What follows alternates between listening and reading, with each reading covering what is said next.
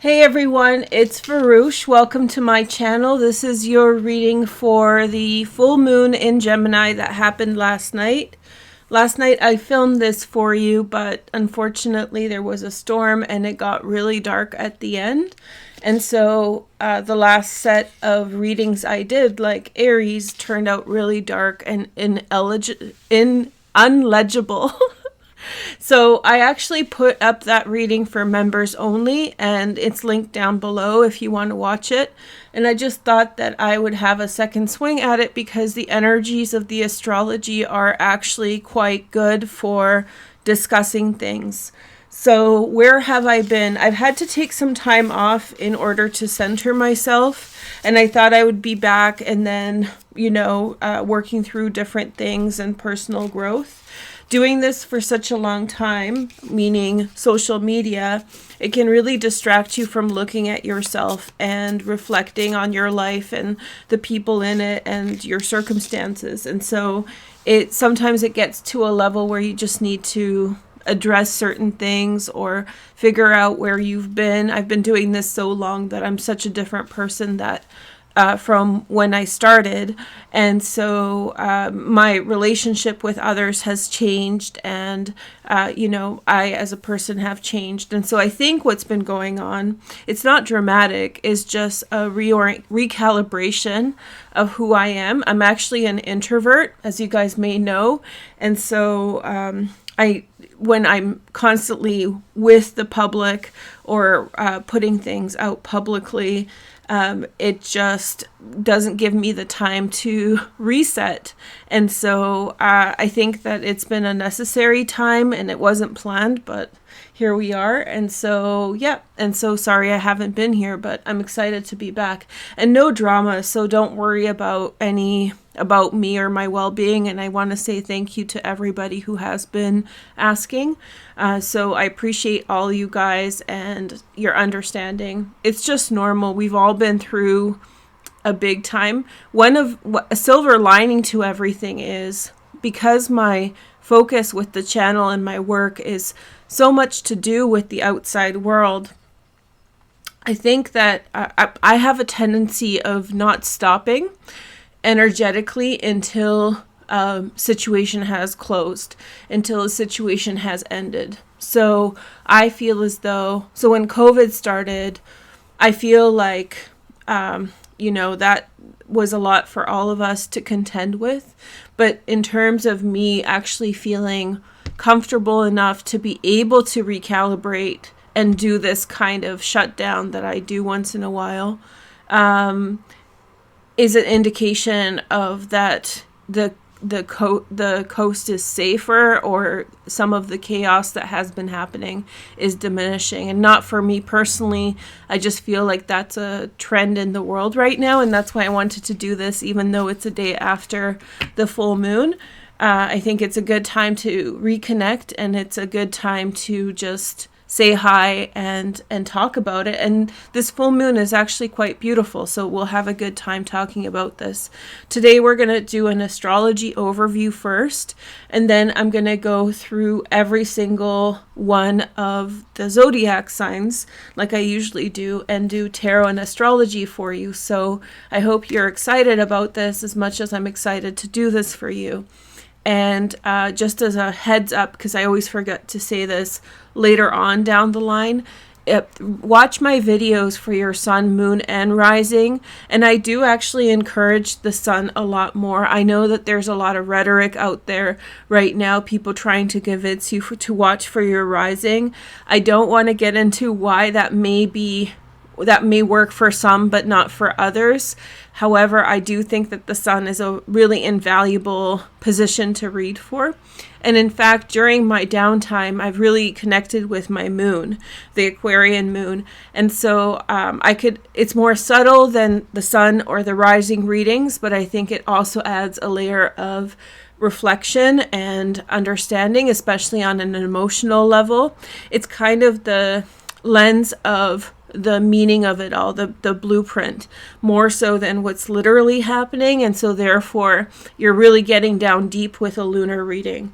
And so very much like the Vedic astrology kind of watches the moon and follows the moon. I think that they have a point with that, and I've really grown to appreciate that perspective. So not telling anyone what to do, but it might be a good idea to watch for your sun. For the rising, it's a long conversation, so let's not talk about it now, but I think that it's presumptuous to say to watch for your rising, because that's has something to do with the rising of the sun, and that there's anyway, so I don't want to get into it now.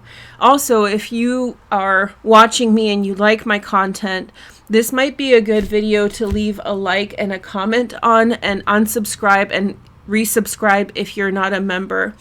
If you're a regular viewer, just unsubscribe and resubscribe and engage with the content by commenting and liking it, so that you can see more videos from me. I'm an older channel, which means I've been around for a while, and I've been away for a while. So by doing that, you're telling the algorithm that you want to see my content. So that's a good practice to do today. If you're a member, you're going to get my content anyway, so you don't have to do any unsubscribing or resubscribing. So, and yes, members will get more content. Yesterday, I think members will get my B-sides, because if something doesn't work out, why waste it? It's maybe not good enough to show for like the general audience because of the video quality, or something happened.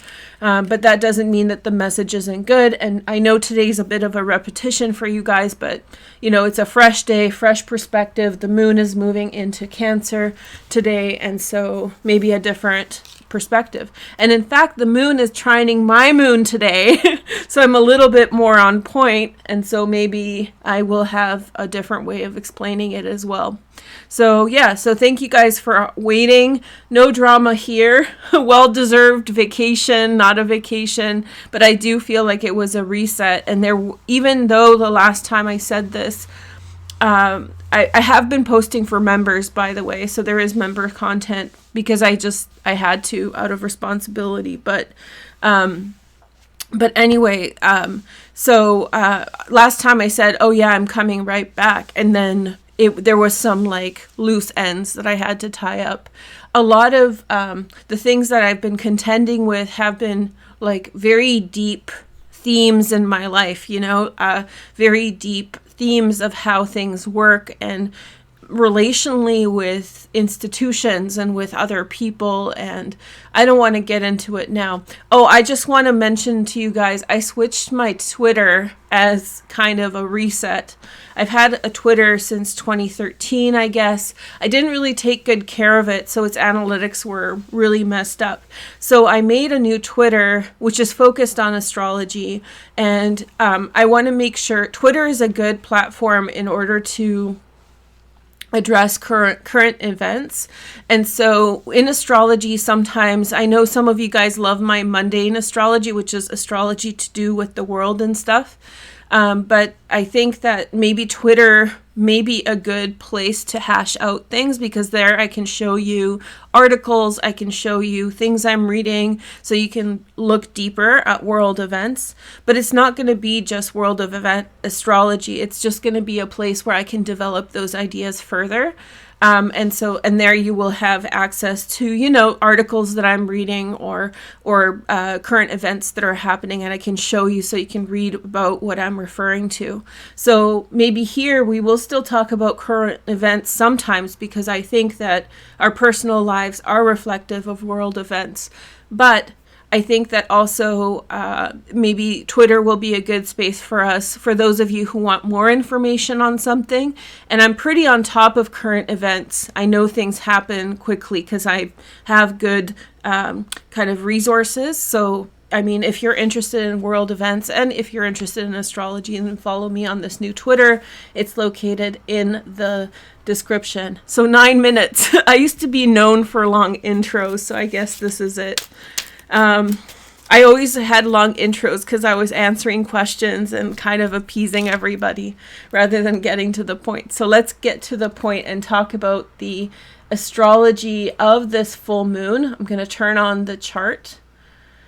Okay, it didn't mess up. Oh, I was going to make the chart a little. Oh, you'll see it. Last night when I was recording, you guys wouldn't be able to see my finger because it was so dark.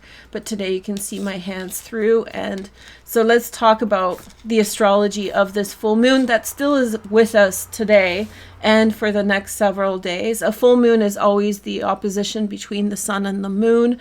In this case, and in December, during Sagittarius season, the full moon is always in Gemini. And so the Gemini full moon is at 16 degrees this year. It's conjunct Mars. We'll talk about that in a minute. And the sun is at 16 degrees of Sagittarius. Okay, so let's go one by one and take a look at this. The full moon happened, by the way, last night, just after 8 p.m. Pacific. So just take a look back or see what the vibe is now. There's definitely an energetic trend and a change with this full moon. The fact that the moon is with Mars is very important. It's giving this full moon a lot of energy, a lot of upstart, a lot of get on with it sort of energy. It has a lot of ability to create frustration and a lot of ability for people to enunciate and to say what's going on. And so this is a good moon for communication. This is a good moon for getting to the bottom of things, truth emerging. We've seen that happen in world events with Balenciaga for the last several weeks, but definitely continuing now. There's people that are looking into kind of the mechanics of how their business works, and people are doing deep dives into like the red flags that were seen about their campaigns and the different people that work there, and showing inappropriate content before. And again, and so now this is kind of probably the high point of that major theme. I would say that that's one of the major themes of the last lunar cycle, was the Balenciaga sort of emergence. Let's talk about it, because I think that will help you understand for your personal life what this full moon may represent. In the springtime, we saw this massive wave of anti-victim narratives, which means anti-woman, anti-victim. There was a real pouncing energy on people who had been victimized, and there was a kind of like very aggressive, passive-aggressive sort of energy to do with lack of sympathy towards people who have gone through things. We saw this in the Amber Heard Johnny Depp trial, this kind of like circus act of defamation and slander of people. There was the Roe versus Wade trial.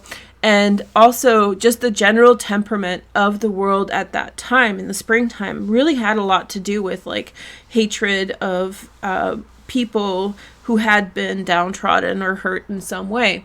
And so I feel like the energy right now is the pendulum swinging to the other side. And there is this retributive element to what's happening now. Maybe not full positive outcomes, but there is a temperament change towards realignment with priorities. And maybe this has a lot to do with Saturn, maybe not, but maybe it does actually.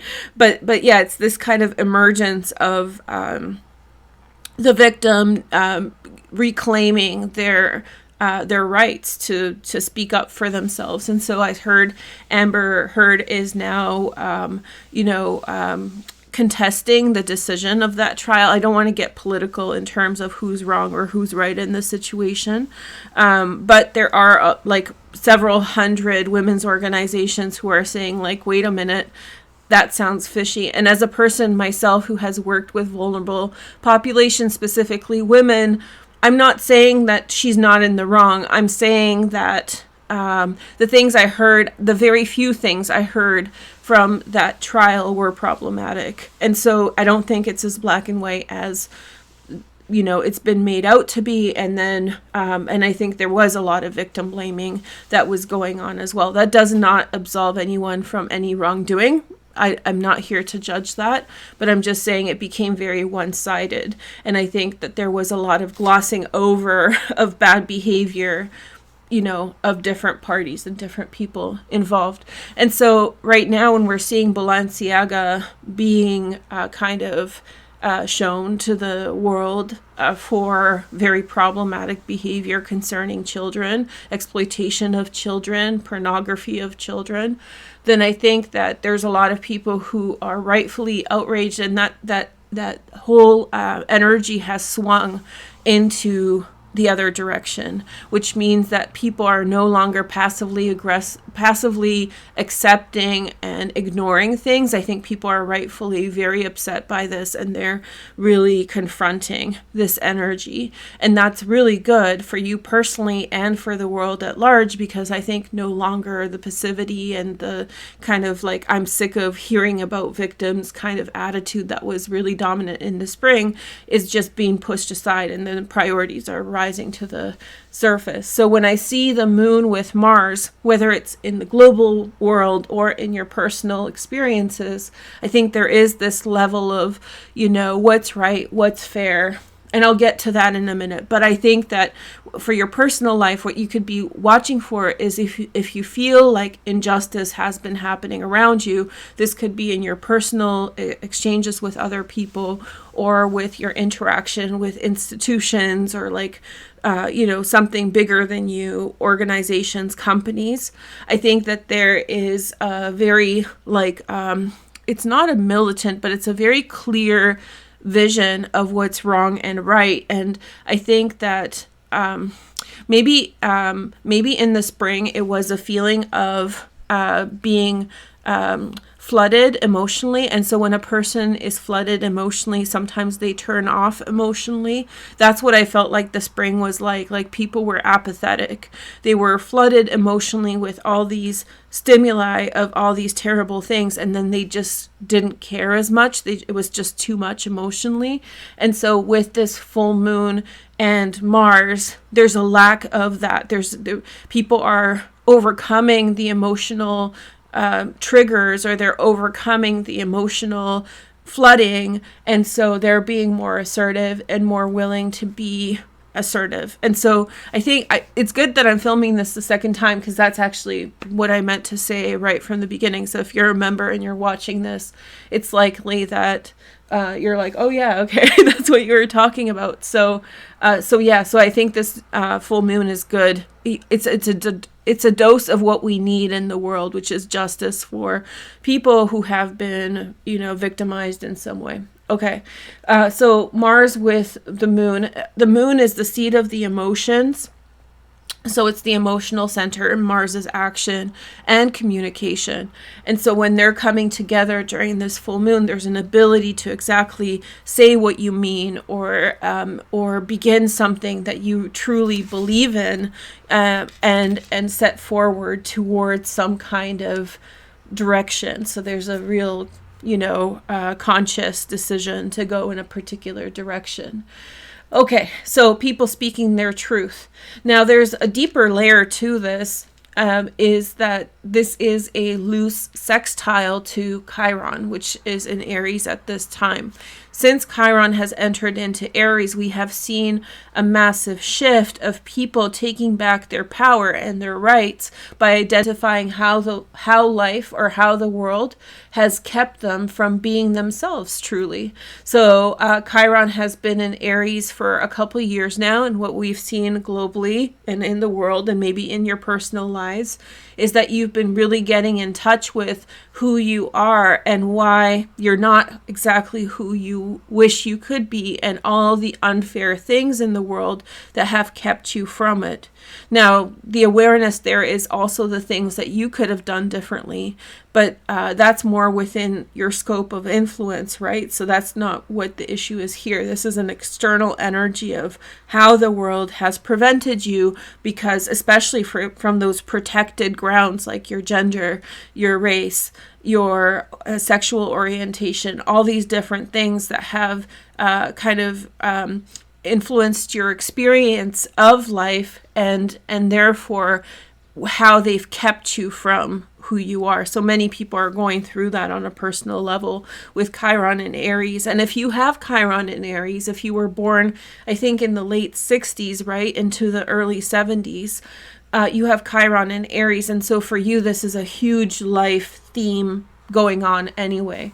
So with Chiron and Aries, it's going to create a sextile to this full moon. It's a 4-degree orb, so it's not necessarily like the tightest orb, but it's influencing it.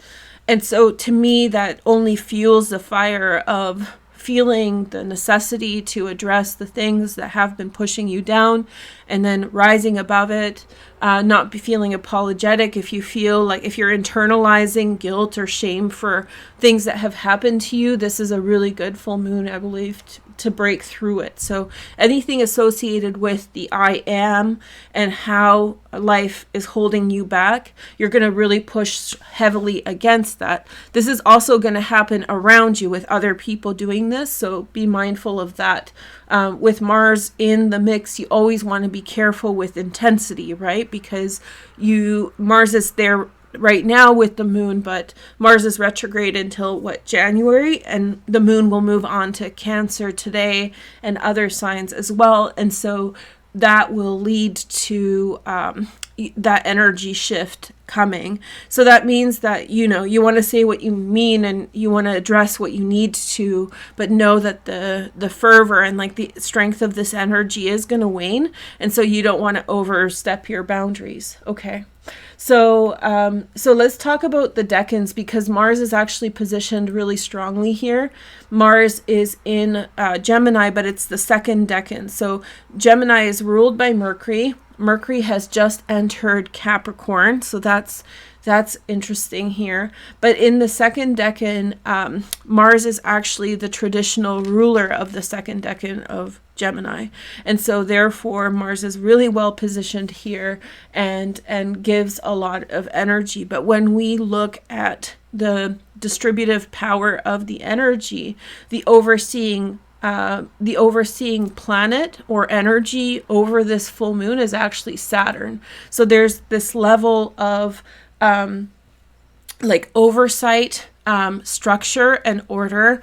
There's a lot of things being worked out around you or in like these big worldly levels as well. It's math, things are not adding up and people are addressing the issues. It's a very good time to figure out how things work and to make them work well, especially in your favor.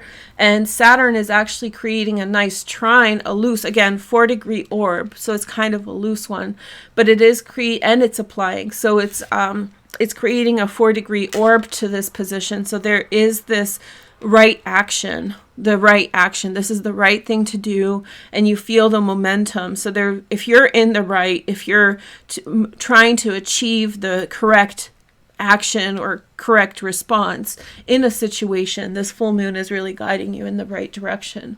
So I really like that. There's a lot of positive energy on this full moon. In the modern version of the decans, we have Venus ruling this position here, and Venus is just at the end of Sagittarius. She's about to enter Capricorn, but for the time being she is in Sagittarius, which is ruled by Jupiter, and Jupiter is in Pisces until December 20th. And so this is not necessarily the easiest lens through which to see this full moon through. I don't think it's the point of the full moon, but let me just give you kind of a heads up about it. So Venus is the planet of love. She governs love, heartfeltness and attachment. But because she's in Sagittarius and actually squaring Jupiter, there's a tension here around issues of love and around issues of relationships. And I expect that to have hit some kind of high point last night or maybe today, which means that what you want in love, what you aspire for love in terms of Venus, is coming into conflict with what is for the greater good of your relationships or your circumstances at this time. So you may be frustrated by love at this time, as it's not necessarily aligned well with where the big picture is. And so as Jupiter moves into Aries and Venus moves more into Capricorn, they're going to kind of fall out of this square over the next little while. But for now, there is tension there. And so when we're looking at the second decan ruler, the modern ruler, which is Venus, there is tension around love. And expect that to continue until about December 20th, at least, when Jupiter enters into Aries. And it's in the anaretic degree right now. So this means that your relationships or what have you are reaching a crescendo. They're reaching a high point. And so this square is probably pretty frustrating. You may feel like you can't get through to your loved one, that you're not getting what you want in love, like love is upsetting to you in terms of what you're getting from others. And I really want to reiterate, because it's been a while since I posted a video, that when I speak about love, I do mean romantic love, but not everyone. That's not the point for everyone. So whatever is in your heart, whatever you love, be it your children, friends, family, or an intimate partner, this encompasses all those types of relationships where your heart is, right? And so there's this tension here that you should be aware of. In other words, like, be very careful with getting upset in love.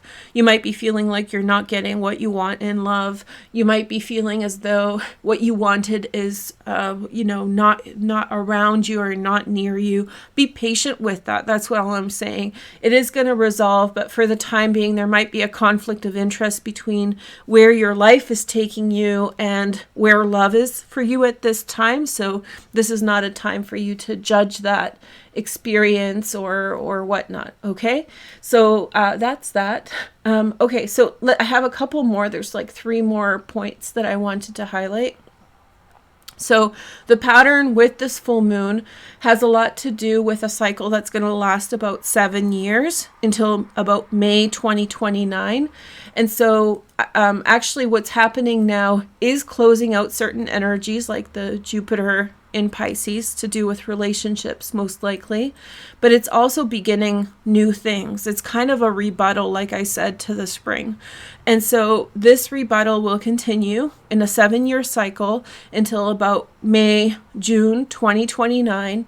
And when it reaches that point, you will actually be pushed towards the consequences of your actions now. So let's explain this. If there is that enabling behaviors that you are experiencing or someone is doing around you, that pushing issues aside and ignoring what's going on, these people will try to get away with what you let them, right? And so unless you confront what is happening, unless you address the issue, it will persist until 2029. And then in 2029, the consequences of your choices from now on until then will amount to something. So let's say that you nip it in the bud and you address an issue, you stop someone who's being dishonest in their tracks. By 2029, you will reap the benefits of those actions. However, if you enable and you continue and you allow someone to persist, then by 2029, the situation will unravel and it will be more difficult and it will be more pressing for you to address.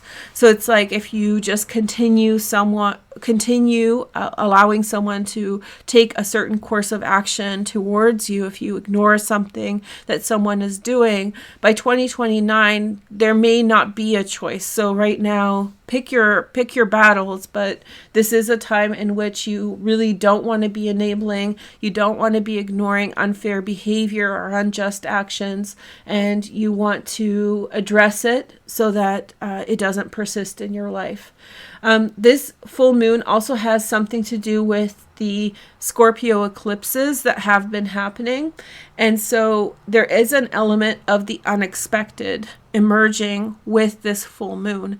So this means that an unexpected event could come up, someone could blindside you, someone could surprise you, and there are a couple eclipses that this refers to. So let me tell you which they are. So these are dates in which eclipses happened in the past. There's 2 in the past here and 2 in the future. The ones in the past have a lot to do with, maybe you can go back to that date and see if a pattern in your circumstances had begun at that time. And then in the future, you can kind of write that down to see how this energy will emerge for you. But the key energy here is something unexpected, an unexpected event, and something that kind of pops out of the blue at you. So pay attention to what's showing up right now. The dates to do with that, the most far back date that's relevant is May 4th, 2004. That's 18 years ago. Actually, 18 years ago, the nodes were in the same position. So that's why you're getting that. And so May 4th, 2004 was a lunar eclipse in Scorpio right here. And so maybe something had emerged. There may have been something from the past. Oh yeah, one of the things that about this energy is that it has something to do with the past. So past life events or past events in your lifetime, more so than something new occurring. This is retrospective, okay? And so May 4th, 2004, and then November 3rd, which is a solar eclipse, new moon eclipse, 2013. Also, there may have been an emerging energy at that time. Now, looking forward, there are 2 eclipses that are on the horizon that will also be connected with this. One is May 5th, 2023, so that's next year. That's going to be a huge lunar eclipse, and again, it's going to be in Scorpio. And then November 3rd, 2032 is a solar eclipse, and I think that whatever is connected to this energy now will really resolve. Remember, I mentioned 2029 as being one of these key dates, the 7-year cycle. Wherever we get to with this energy by 2029, in 2032, it's going to push forward regardless of what happens. So there's a 3-year time span between 2029 and 2032 in which there's going to be like a cathartic capitulation, or there's going to be like a rehashing of energies or something like that. And then November 3rd, 2032, it's going to push forward. And there are many circumstances in life. This is the end all be all. But in order to see a pattern in your life, in order to identify a set of circumstances that are emerging, look at these dates, and then you will be able to hopefully connect it to something in the past and look for a theme in your life that is emerging around the topics that I described today. There's one little other observation that I think is helpful to kind of see, and that is the T-square to Juno. That's the asteroid at 15 degrees of Pisces. Now, Juno is like the wife or the mother. She is the wife of Jupiter. And so very powerful energy.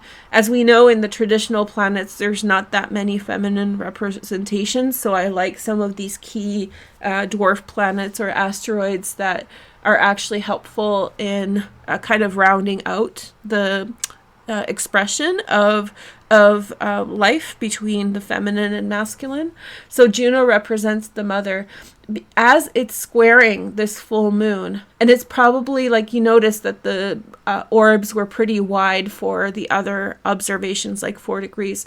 This is less than a 1 degree orb. So this is considered pretty tight. There's a square on Juno. And for me, what this represents is things specifically about the mother. The truth emerges about the mother. Something in defense of the mother comes to light. Or something about your mother comes into the open. And because it's a square, it's a friction energy. So it's tension that's emerging. So it may not be easy to hear, or it may not be like a comfortable conversation or something like that. But it's not necessarily something that is bad, or it might be like a difficult conversation that leads to good. The major download I had around this was emancipation of the mother. So whoever is the Juno archetype, the mother or the wife, there is emancipation. So like clearing of the name or clearing of energy. So yeah, so last time I did this for members, it was like 17 minutes because I was worried about it being dark. But now we made it through 34, although my intro was quite long today, and I apologize for that. But I guess it's been a long time since I've done a reading for you guys, so we needed to do some housekeeping, right? Okay, so why don't we do the readings now? I'm going to shuffle the cards, and so this is going to be a sign-by-sign interpretation for all the zodiac signs. Remember what I said about sun, moon, and rising. You want to make sure that it's sun, moon, and rising. You want to make sure that you're watching for, you know, what matters for you. And if you ever get a reading with me, you may want to ask me, like, what's a good thing to watch for? Because these things are personal. And so certain signs resonate strongly for some of us that don't have sun, moon, and rising, because you have just a lot there. So, you know, it might help to understand your chart better.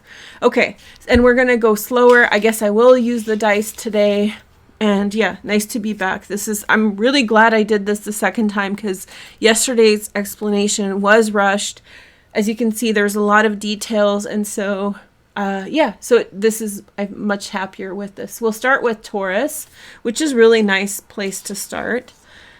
And if I contradict myself with the members video, you know, this is just on like I'm doing this live, not live, I'm filming this, but it's not pre-organized. So just combine the two messages. I'm just reading the chart for you guys for this full moon. So the full moon for Taurus is happening in the second house. This is really good.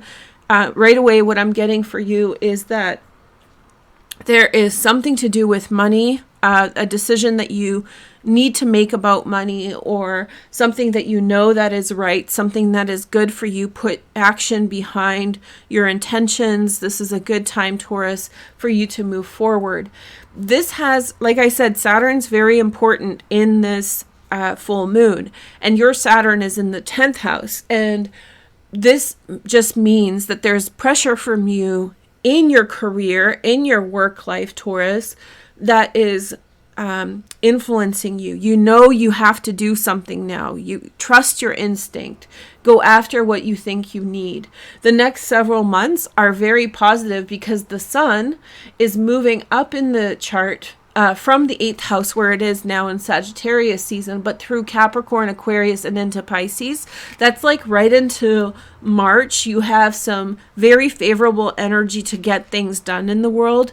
And so this is like your early call to initiate, to actualize. I love the North Node with Uranus. This is once in an 18-year cycle. So 18 years from now. Oh, it's not going to happen in 18 years from now because Uranus is going to be somewhere else. So, but North Node is only in your first house once every 18 years. And the fact that it's with Uranus is a boon. It's a really good thing. It makes you really think outside the box. It makes you challenge norms and challenge circumstances. And even though the orb is getting wider, they're moving apart, it's still pushing you in the right direction. So you might be a little bit more self-directed at this time, Taurus. You might be willing to challenge the system or your environment more. And so, yeah, so it's very good. High five. Okay, so we have the 8 of Pentacles, which is Virgo sun. And then we have the shadow, that's Capricorn. You're getting all earth energy so far. Let's see, what else are we getting? We have the teacher, Hierophant. That's you, Taurus. There we go. I love these cards. I'm so glad I'm using them. And then we have the 7 of Hearts, which is the Scorpio Venus. Okay. It really feels as though in your environment, in your workplace with that Saturn there are energies that you know that there's potential problems with people. I just hateful people or judgy people or jealous people. King of Stars. Sag, Leo, or Aries. Secondary transits in fire as well. There's someone who there's not an active situation, or I hope there isn't for you, but it really feels like there's a potential threat. Someone, and it's not a potential threat like something terrible is happening. There's a potential threat of like someone is just not, you can't talk someone out of something, and there's just a lack of an ability to, someone's like irrational actor is there, or maybe several irrational people that you're dealing with in your work life or community around work. And so this King of Wands, I think, is actually you, and then sort of instigating some type of assertiveness or some kind of leadership in the matter, not bowing down to another person's energy and rising above.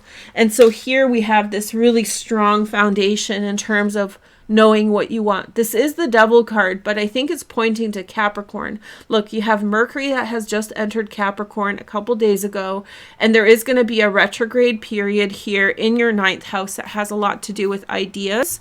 So you might be hearing some bad ideas right now that you're going to have to address in January as Mercury goes retrograde.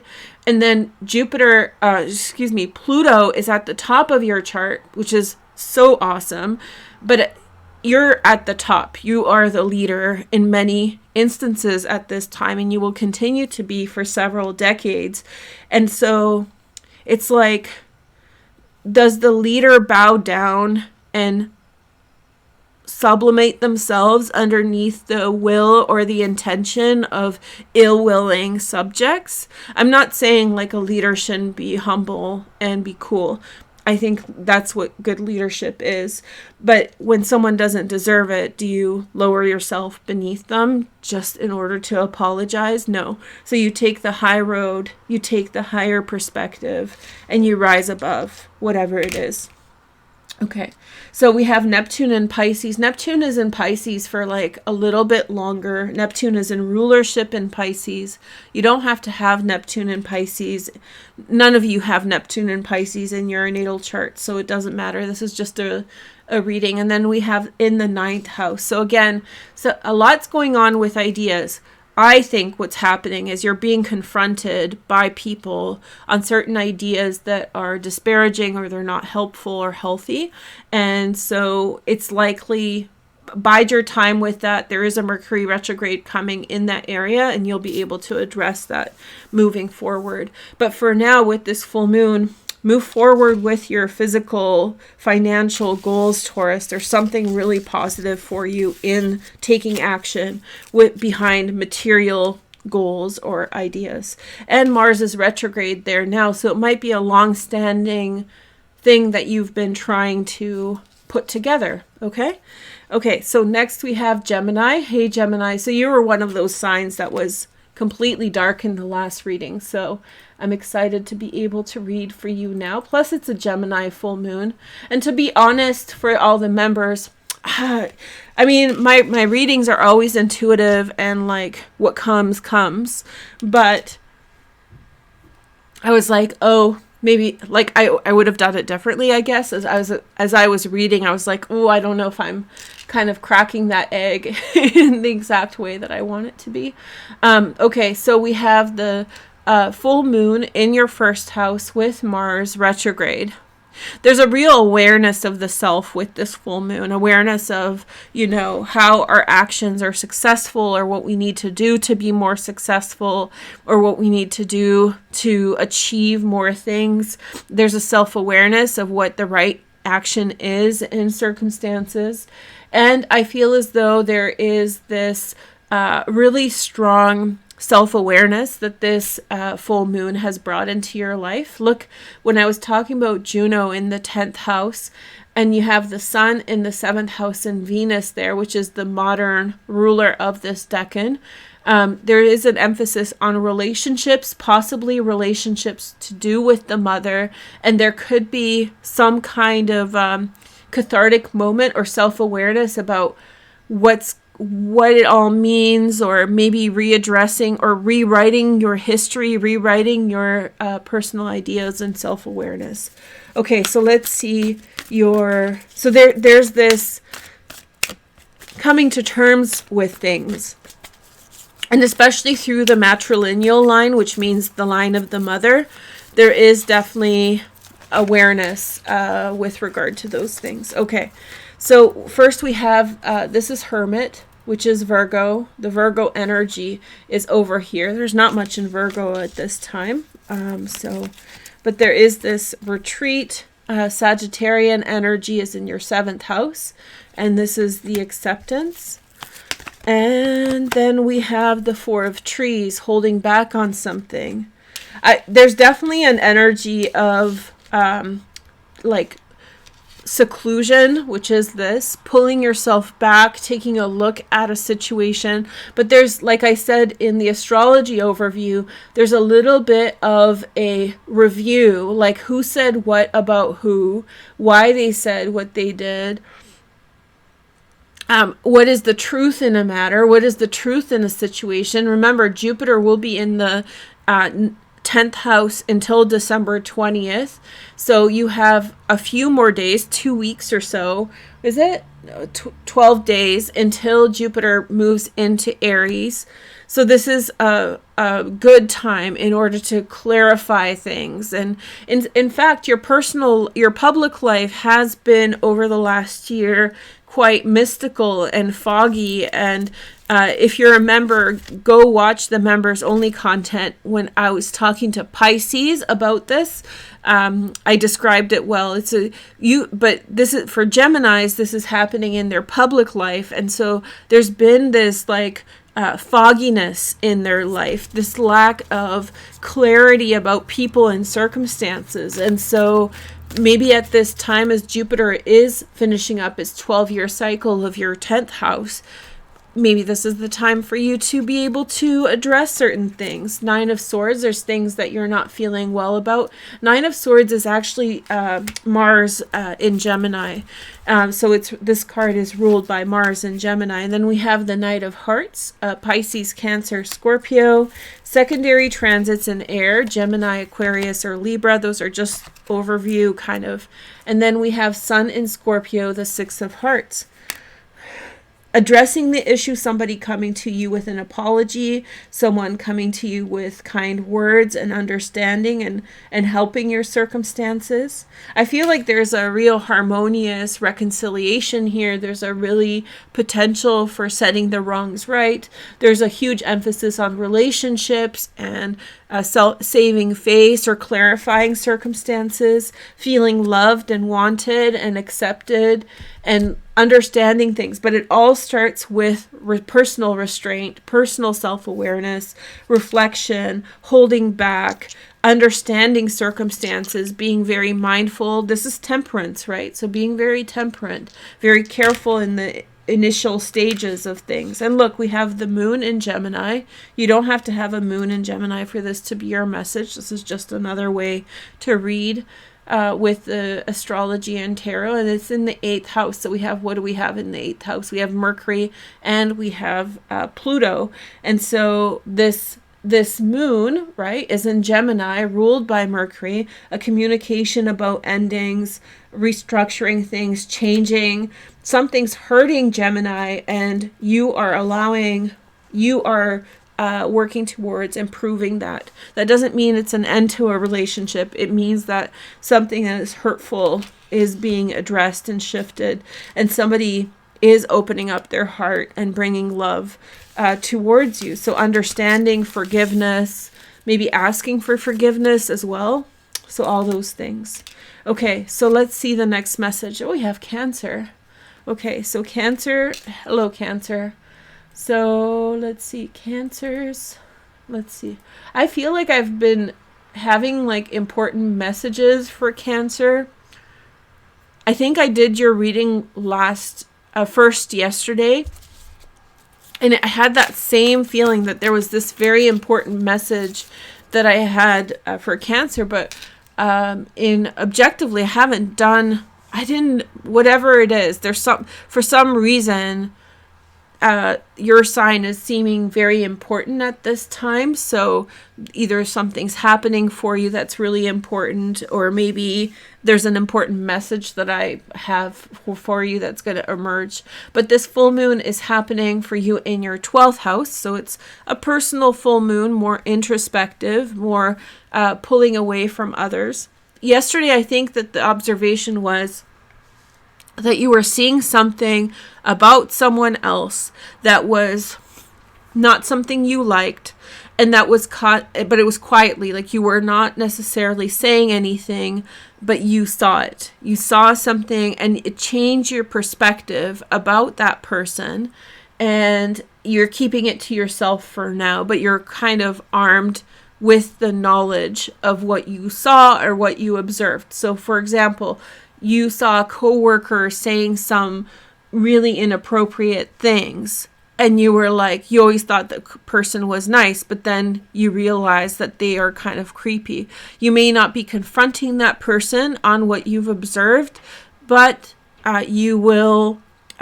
You may not be confronting them, but you know you've seen what you've seen, or you've heard what you've heard. Okay, so I think that this is very much like in that private space. You see something, and I think it changes your perspective with this full moon.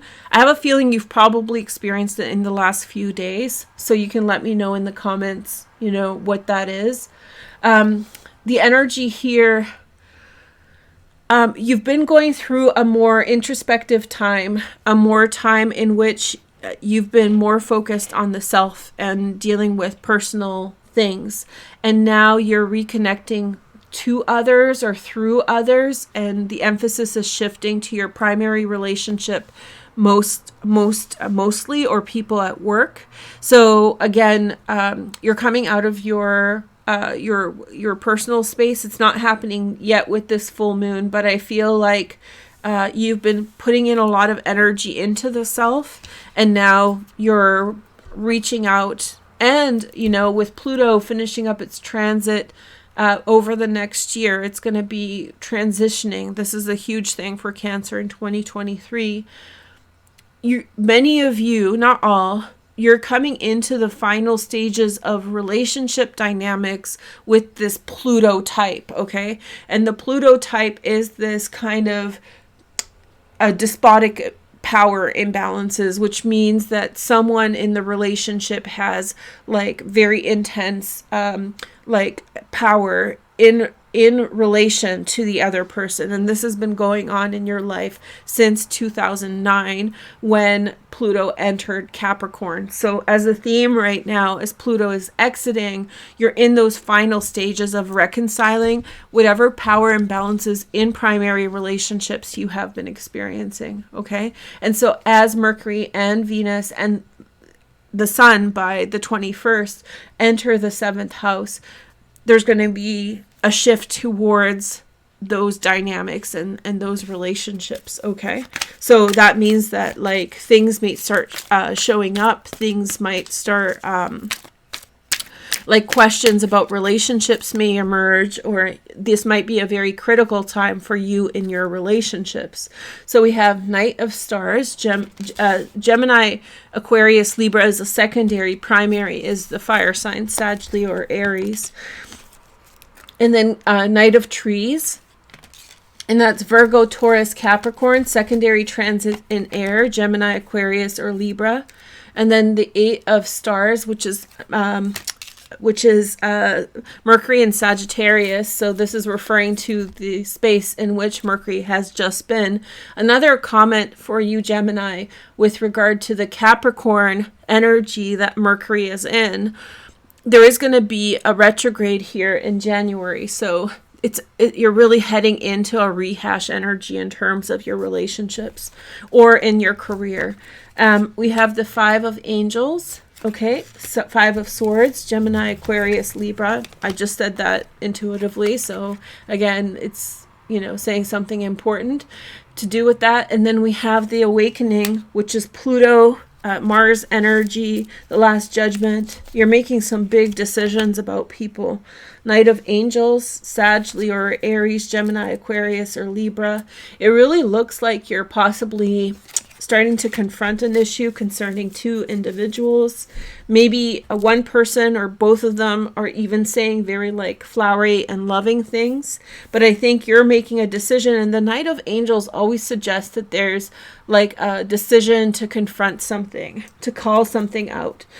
With the Five of Angels, it signals disappointment. It signals that there is some kind of having your needs not met, and there's like a clear decision to be much more direct about an issue. So maybe somebody is saying something that's hurtful or not in your advantage, Cancer, and maybe you've let it continue, or maybe you've allowed it to in some way perpetuate for a while, and it's leaving you disappointed or unhappy. And I think you're reaching to the point in which you're going to be no longer like patient with it.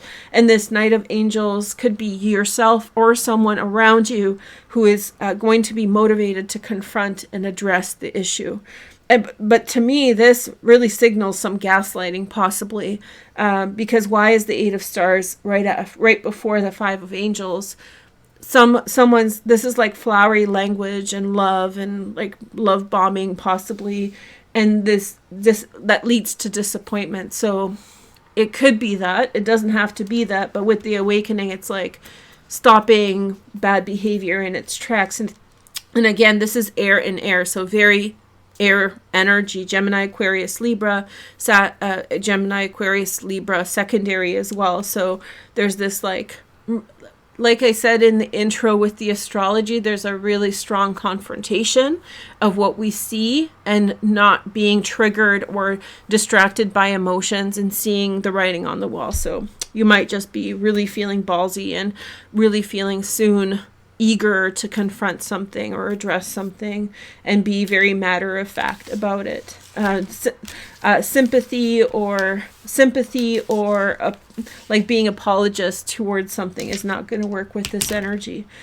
So here is this. You don't have to have Moon in Capricorn for this to be your message. This is just a general energy observation, kind of cathartic thing.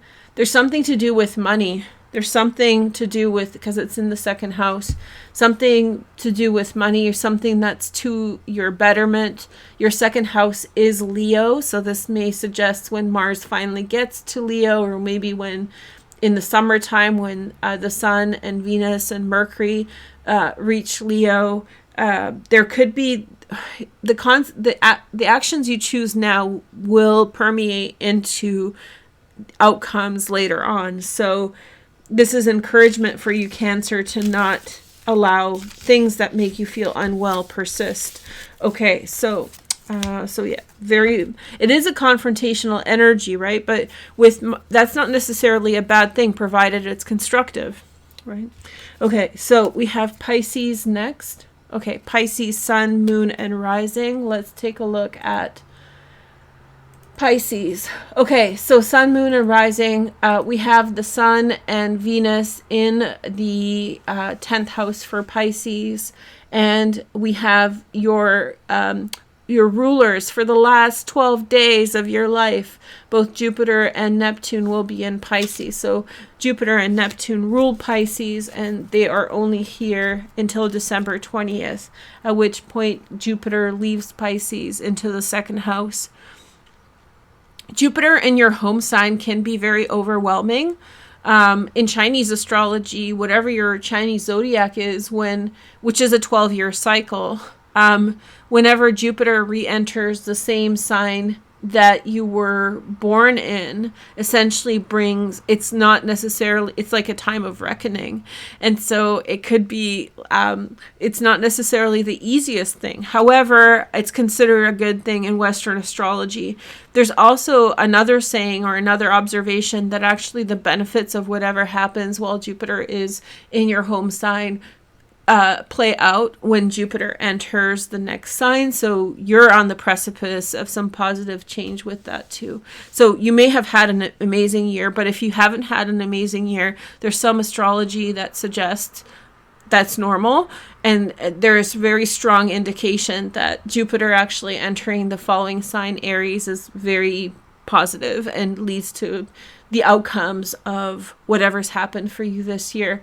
This full moon, so you have 12 days before Jupiter enters into Aries.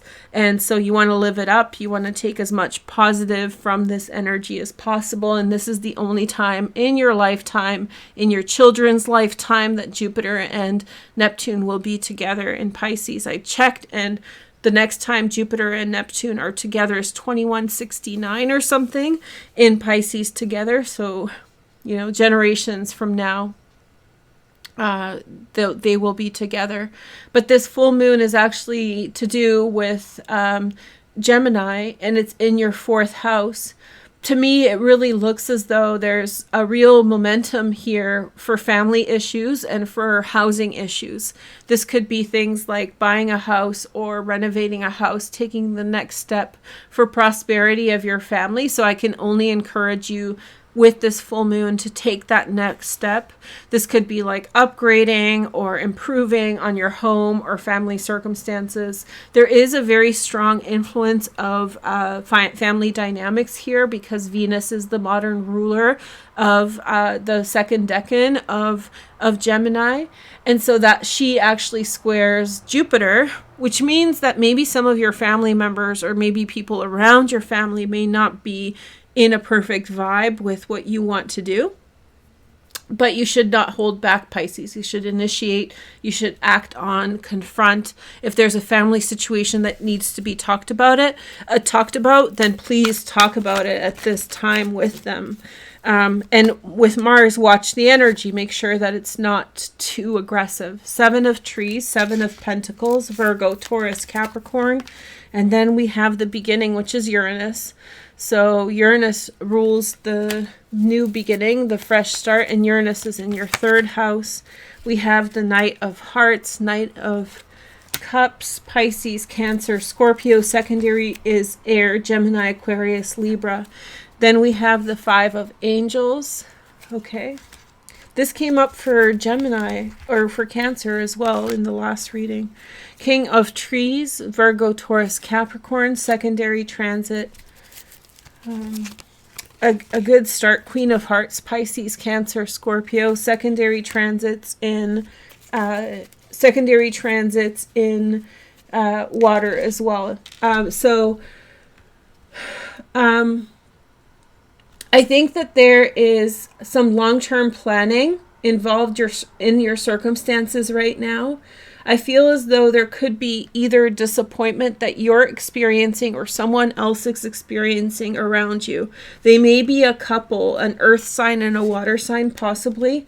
They may be experiencing disappointment towards a situation concerning you, or you are feeling disappointed by their decisions. This might be something in the outside world that is kind of influencing your decisions right now. But again, there's this strong indication here that you should start on your own 2 feet and really literally ignore other people.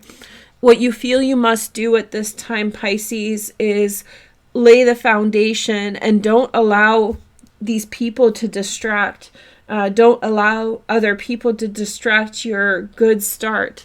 It feels as though somebody else's good start, somebody else's new beginning or whatnot is overshadowing yours. But why is their good start more important than yours? It really isn't.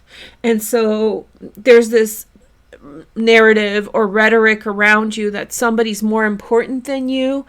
This does not mean that you need to push back against that, but in your own way, honor yourself. You don't have to take yourself back so that other people can rise ahead of you or for themselves. It may not be even like a conflict of interest. It can be like the attention of the family is going towards one person and you're being ignored. But I think that you need to not apologize because somebody's disappointed, but that does not mean it's not a good start. In fact, we have the 7 of Pentacles. There's a long-term foundation that's being built, that you're beginning, that you're starting, and it's none of their business. That's what I'm getting, like, very strongly for you. Okay, so we have the 9th house, which is the south node in Scorpio. You may want to go back to my astrology overview at the beginning because I talked about Scorpio eclipses. They may be particularly important for you. And then we have the north node in Aries. Okay, so when is the north node in Aries? It's going to be next year it starts. So north node in Aries in the second house, something very important to do for you on a tangible level, financial level, material level, and growth in that direction. And I think that you have to, it looks like you have to release yourself from some outside influence and do what you need to do for yourself, for your family, for your home, regardless of what their opinions are, how inconvenient it is for others. Okay, that's just the message. Okay. So next sign, let's take a look. We have Libra, Sun, Moon, and Rising. Libra, Sun, Moon, and Rising. Let's take a look at your chart. Okay, so Libra, Sun, Moon, and Rising. Your full moon is happening in the 9th house, and it's in the 9th house, and it's aspecting Saturn in the 5th house, which is probably an aspect, especially those of you Libras who have positions between 10 and 20 degrees of Libra. This is particularly strong for you. But regardless of what your Libra position is, there's a real strong momentum to do what you need to do to push ahead, to get what you want, to get where you're going. I do think that you've been going through an extended time of not criticism, but limitations from people who are near you and dear you.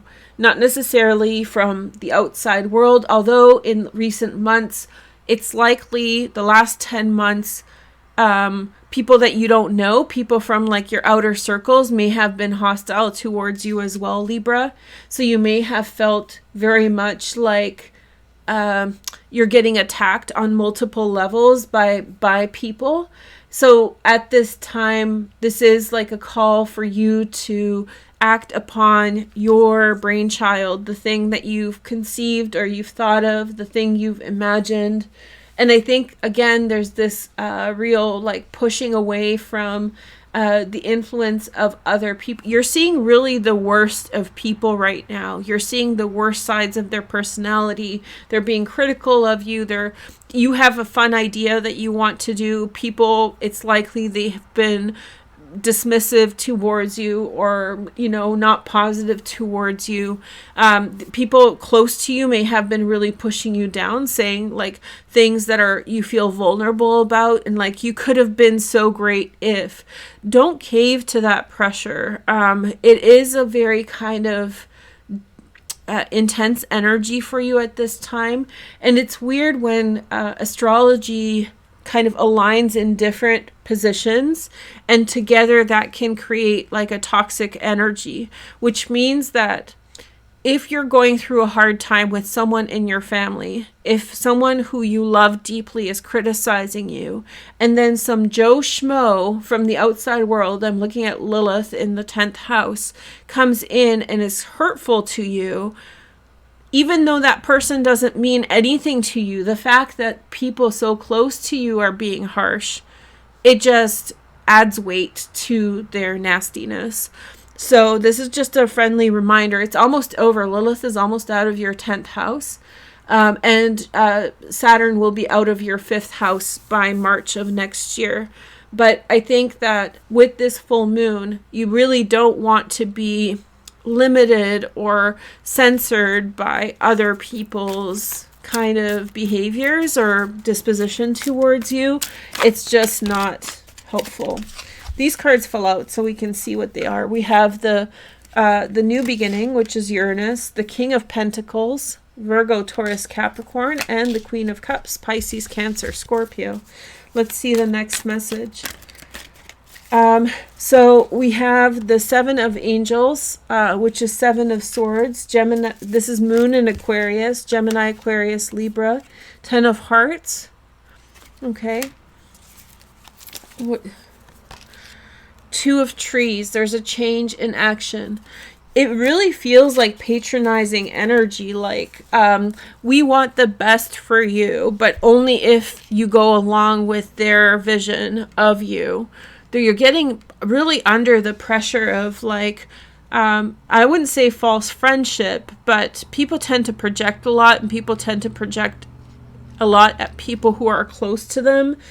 And it's just, they're going to say like, what happened to you? Like, how did it not, but like, you may be very happy with what your idea is, but like, that might not be their idea of like a good time or a good vision for your life. And there could be like a lot of patronizing energy, which is extremely toxic, because covertly or maybe unaware to themselves, they are trying to influence you towards their vision of life to make themselves feel comfortable about their choices and their decisions. It's not really about you at all. And it can be very toxic when it's family members or people who you're close with. And I think that there is like a careful approach, a balancing of things. Be very careful around certain people at this time, because you have a good vision for yourself and you don't want to, through emotions, get attached. Remember, this full moon is very downplaying emotions, is very like matter of fact. You know how sometimes when you're in a situation, when life is happening and you're emotionally connected, you see it one way, like you date someone and they're terrible, but you're like, you love them, so you like overlook a bunch of things. But years go on and then you look back at the situation and then you shudder and you're like, how could I accept that? Because time gives you perspective, and that objective perspective is needed right now. And you might be influenced by those emotional, pulling on your heartstrings sort of energy. And it could be slowing you down. So you have a good fresh start with this. You have a good idea. This is like the radical awareness of what you need to change. And your relationships are they're not a crutch, they're a liability. Your relationships, some of them, not all of them, but there's something in there that's making you doubt yourself. And then there's this like outside world that's being hateful towards you. So someone who doesn't matter. But when it's, like I said in the explanation, when it's someone who doesn't matter and they're mirroring people who do, even if their intentions, the people who are close to you, even if their intentions aren't bad, but it validates, right? The negative expression. So we have North Node in Virgo. That's going to be a while from now. That's going to be like 9 years from now. It's going to be a while, and it's in the 4th house. So again, Mercury has just entered into Capricorn, and Pluto is exiting Capricorn in the 4th house of home and family. I just feel like, and Mercury will go retrograde in your 4th house. So and your 4th house is Capricorn, not Virgo. Your 12th house is Virgo. I'm just trying to like add it all up. We're still a few years before the North Node enters Virgo. The last time it was here was about 2013. 2014. And there's 4th house North Node Virgo. There's some, I just feel as though you really need to get away from someone who's close to you who's doing that. And I don't think it's like a conflict, outwardly conflict, although they probably make you feel pretty terrible. They use their relationship with you, even if it's unaware to them, to hold yourself back from being yourself, because they don't approve of you or something like that. There's some lack of approval, or they're stuck up. They think that they're better, they're more important for some reason. And so you have a habit of capitulating and going along with their path, but you have a really good start here. And I think within a few years, when the North Node enters Virgo again, there's going to be some really good consequences for taking your step forward at this time and following your path at this time. So yeah, be resilient and be strong, Libra. Okay, so next message is Capricorn. Hey, Capricorn. You have a lot of stuff coming up. This will be interesting. So this year in Capricorn, Mercury was retrograde last January between Aquarius and Capricorn, okay?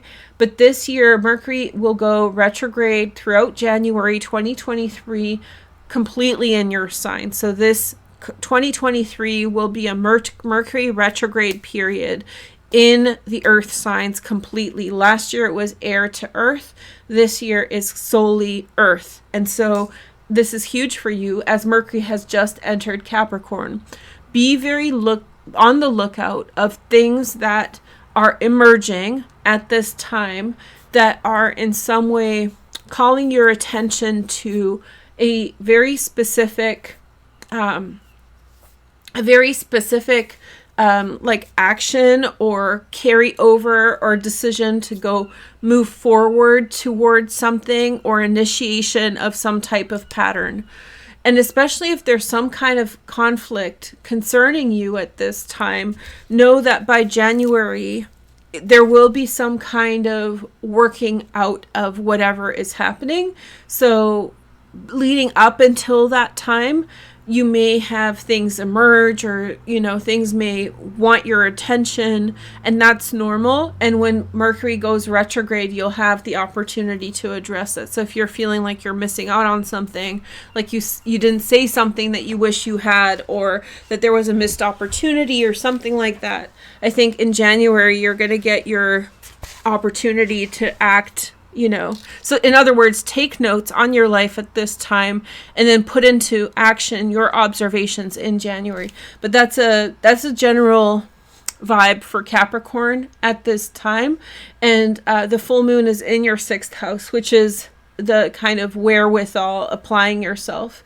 Honestly, I feel as though at this time you're, and especially until December 21st, you might be feeling unliked. You might be feeling like not received well by others. You have such a genuine energy towards others, and that of giving love and giving connection or giving concern, that when it's not reciprocated, it's a disappointing energy. The silver lining of this is that it sort of already has happened. The bulk of the heavy energy has happened. And as Mercury has entered into Capricorn and Venus is about to enter Capricorn as well, there's going to be some breaks in the clouds. So whatever disappointment you've been experiencing from others is on its way out. Also, Lilith is leaving your 7th house, which has been difficult for you, in terms of relationships. A lot of overlap between you and Libra. Libra has just been going through it in terms of disappointed by people who are close to them. This could be a literal meanness from people that you love, people who you love saying mean things or, being irrationally angry. And I think that it's been kind of you probably are watching this and you're probably tired of other people and tired of the disappointment that, you come out at them in a very fair way, in a straight way, and they're coming back at you with malevolent or negative dispositions. The full moon happened in your 6th house. It's just saying put focus on your work at this time and ignore all that. It's a timing issue. It has to do with the astrology.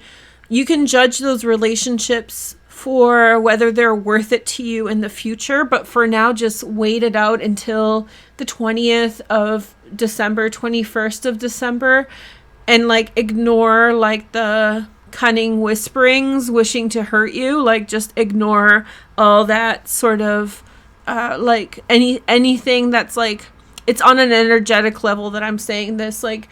You could be experiencing frustrations. The other thing is that you've been going through Saturn in your 2nd house for quite a long time. It's at the end of its transit there. It's been over 2 years that it's been in Aquarius. And 2nd house Saturn, I think it's a pretty tough transit overall. And so you can look forward to March making money may have been hard, or maybe there's a lot of obstacles while you're trying to make money. So you're really swimming upstream with that one. And as Saturn is trining this full moon, and as it's kind of overseeing the whole energy of this full moon, it's like the dominant planet in respect to it. I think that it is still like, when somebody's running a marathon, this is like the last energy. This is your like last energy, the last kind of like the last push. Okay. So we have the 9 of Angels, which is Mars in Gemini. And then we have King of Stars, King of Wands, Sag, Leo, or Aries. And then we have 7 of Stars, which is 7 of Wands. This is Mars and Gemini. A lot of people are feeling this hurt with Mars and Gemini. Mars and Gemini retrograde is like, it's not easy on the heartstrings. This is Uranus. Uranus is very important to this full moon. Then we have Queen of Pentacles, Virgo, Taurus, Capricorn, and we have, see, you're going to get vindication. It's just not now. So like I told you, the timeline, end of December, it's going to get better, but definitely by March, everything's going to resolve itself. And one thing I admire about Capricorns more than anything else is that you're able to prioritize things. You don't dwell if something is not addressable. So if somebody's behaving hurtful towards you or in a situation, you don't dwell in it. You focus your energy towards what works, and then you wait until a situation changes, if it does change. So you don't waste your time on unnecessary emotions and unnecessary circumstances. And I think that's what's happening here. Something is being hurtful, but I think very much a new beginning. You're going to have your heart fulfilled. If you've gone through a breakup through this time, there's more love on the way, I think. The new beginning would suggest that it's a new love as opposed to something old, and it's going to be much better than what you've left behind. Yeah, and if somebody was mean to you, it's because they think you're better than them. That's a very strong observation here. They did it to level you because they observe you as stronger than them. Okay, so Sun in Aquarius. So it's again pointing. You don't have to have Sun in Aquarius for this to be your message, but it's pointing to like January, February. Right before Saturn starts entering into Pisces, and it's in the 5th house, and this is where Uranus is, new beginning. I would say, okay, you may not find love at this time right away, but there may be a lot of turbulent emotions around you at this time. But if you take some steps towards branching out and making new connections, by about February, March, there could be some wake up and turn around. See, North Node is still with Uranus, and this is ending. This is a once in a lifetime sort of transit, and it's in your 5th house, which means that like you can have a spontaneous connection with someone here now, and you can meet someone really cool and quite unexpectedly, but you have to put yourself out there. And I do think that there's like negative pressure on you. I'm not sick at all.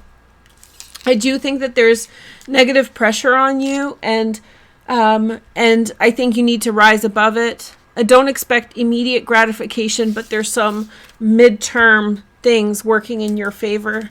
Okay, so we have Aries. So Aries, you guys were last for the members, and absolutely that's when I was like, no, there's no way I'm posting this. It was so dark. Everything was pixelated because I couldn't get enough light. Okay, so members, watch that. I still read the reading, but I was annoyed by that time, so it wasn't even my best one, to be honest. So let's do this properly now for Aries, okay? So we have, so for you, the relevant astrological message, the most relevant one, is the part about Chiron. So that was like the second thing I talked about in the astrology overview. So you may want to focus on that and watch that again. I think that for you, there's a lot to do with your surroundings that you're reconsidering. Who are the people in my environment? Who is in my community? And how do they make me feel? And I think that there's a real clear assessment of the people around you. Not family, not loved ones, but like neighbors and people like at the store.